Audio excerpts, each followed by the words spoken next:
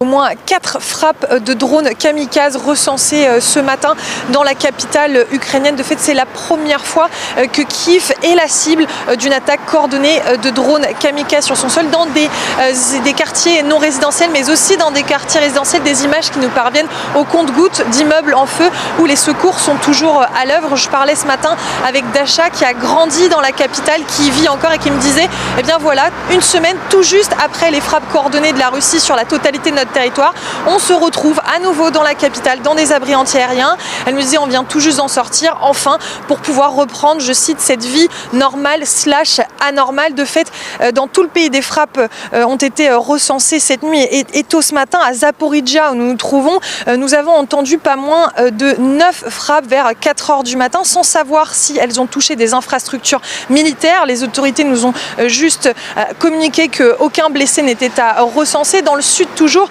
les forces armées ukrainiennes affirment avoir neutralisé au moins 26 drones kamikazes, alors que 3 d'entre eux ont frappé la ville de Mykolaïv. Alors ces frappes, ces bombardements et ces frappes de drones interviennent dans un contexte particulier, celui d'une contre-offensive de la part de l'armée ukrainienne dans le sud autour de Kherson, mais également dans l'est de l'Ukraine, dans l'est où les forces russes progressent autour de la ville stratégique de Bakhmout.